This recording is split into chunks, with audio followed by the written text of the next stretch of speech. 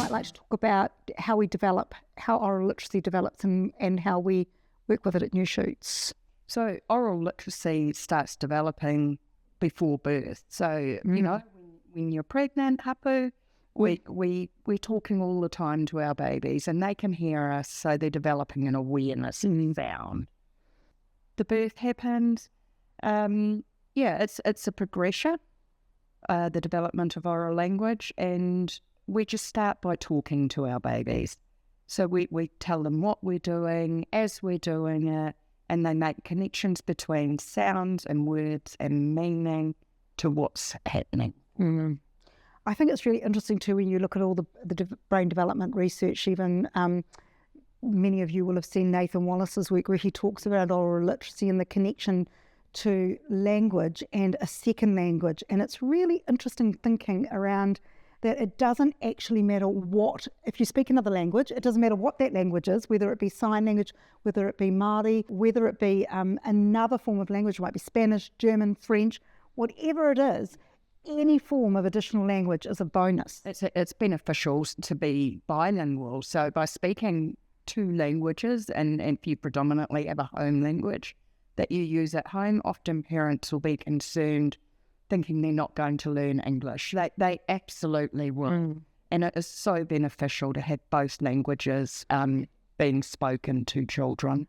I think too, in partnership with parents, there's a whole body of thinking around that as parents, you are the first teachers of your children. Yes. And that at New Shoots, we are here to support you. But really, right at the beginnings, we set the concept or the thinking around you are the first teachers of your children. Absolutely. And we want to really respect that and really think that through. And so if the provision of learning opportunities are responsive and if they cater to children's knowledge, growing their capabilities, that's something that we can assist you or help you in building, giving you some strategies of how to develop that at home. And some of them are really, really simple, aren't they? Absolutely. With infants, we just talk to them about what's happening for them. We're ready to go and get some lunch now. Mm. And it's giving them the understanding of what those words mean in the context of what's happening. And I think often children, especially infants, they understand way more than they can communicate to us. Mm. So it's about us slowing down and reading those cues. Mm. We are you ready for a nappy change? And we pause. Mm. And they often will respond with their body. And that mirrors that serve and return of language, that listening and receiving. Yeah, and I think there's the thinking too that a lot of people get really confused about education and care. And they talk about, well, is my baby too young to be educated? But education and care are intertwined. So they're like this. So one thing that we clearly talk about at New Shoots is that curriculum involves the entire day of the child. So from the nappy change to the putting on of the shoes, the collecting of the socks, to the reading of the books, it's everything.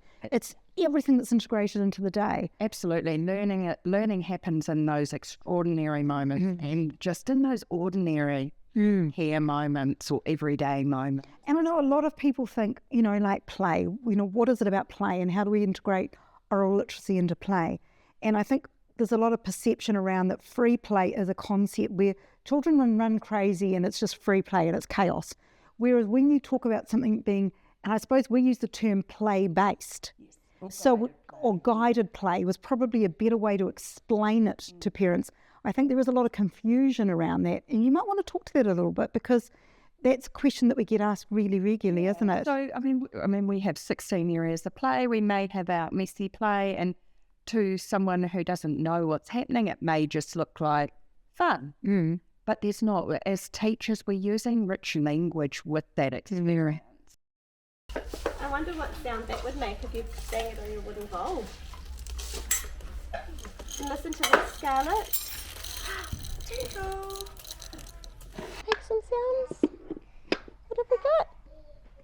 1, 2, 3, 4. Tahi, rua, toru, karima.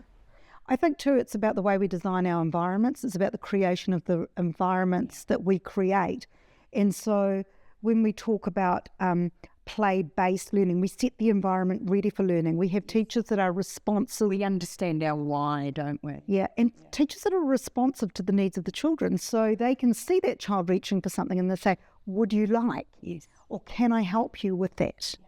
And so it's the extension. So although, it's play-based, there is this responsiveness of teachers that sits in hand with that, which is a really interesting notion. And it often gets missed. Yes. Because it's only by us sitting and explaining to you today that you gain an understanding of why, or the how behind the why. Yeah. Yeah. Yeah.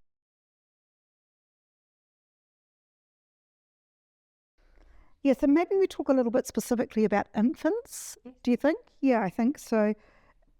Interest-based and also the value of rituals, which is really important when we're working with young children. Absolutely. The values of rituals is so rich in oral language.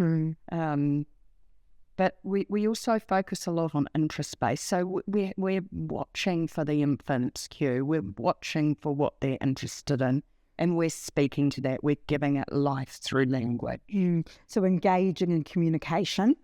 And then that connects us, doesn't it? It connects us to children or to the child that we're working with. So I think, when we talk about connectiveness, it also links into ratios as well. So, the importance of having group sizes that are smaller, the importance of having connectedness with smaller numbers of children with adults as well, so that we can create that connectiveness, which is really, really important. And that also sort of dovetails into our primary care or whānau support, that where you have key people to talk to understand how this is happening for you. Absolutely. Our ratios and our philosophy around that allows teachers to give that gift of time. And that gift of time is where you can explore language.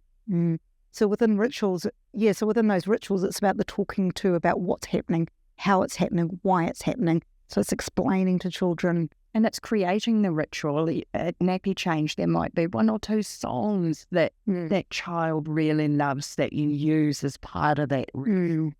And they just become beloved. Yeah, and it's predictability, isn't it, too? Talking about, predictability with young children is really, really important, that they know what's going to happen next, that there's this rhythm that forms naturally through the day. And so we follow the natural rhythm of a child, and that might be the natural rhythm that you have at home in the early days too, which forms into our rhythm that is able to be delivered, and that comes through low ratios. That can't be done when it's crowd control.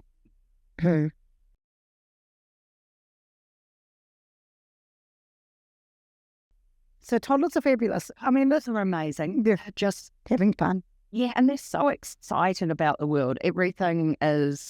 They're becoming independent and they're wanting to do things on their own. And it's such an exciting time as well.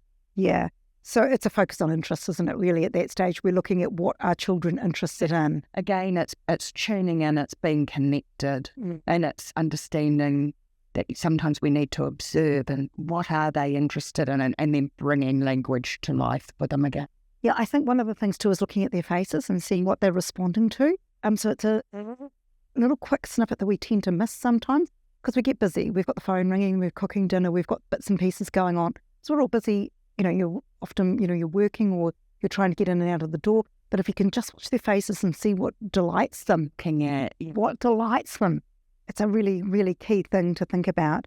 And you'll be able to see what their interests are, and then you'll be able to expand on that. So it's that non-verbal skill that you're often looking for. So being in tune, observing, utilising language, how to explore it.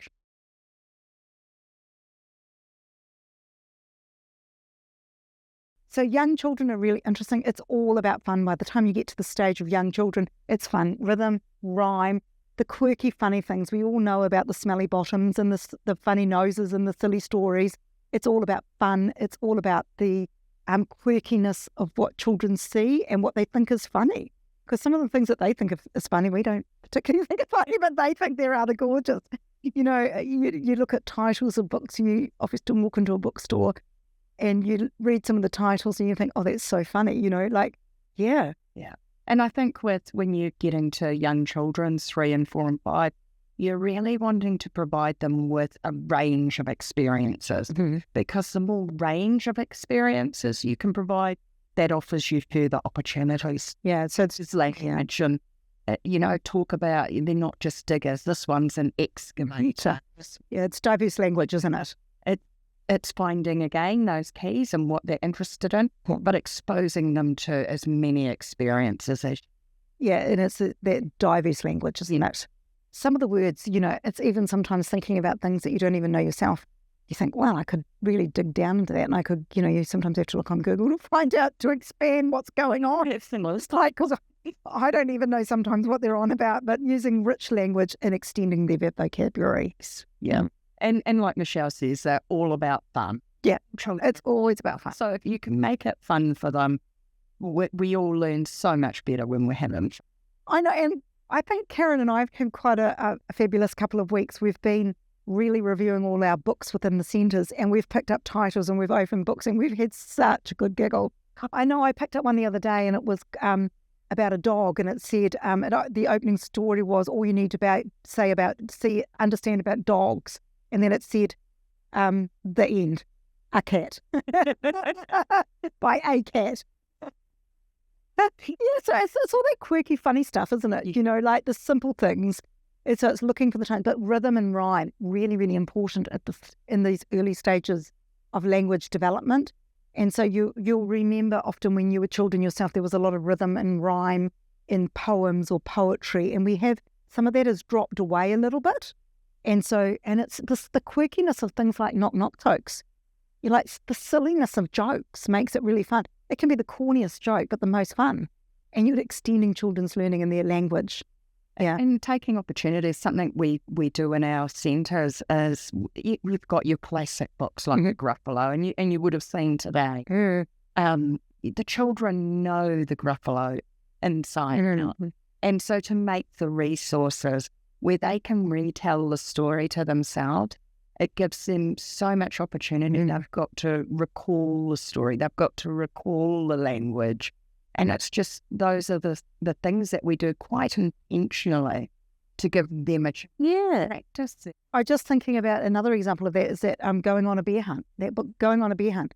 I'm not scared. And it's like got to go under it and over it and all those funny things. Yeah. Like it's actually quite fun. It's quite ritualistic in the exploration of language.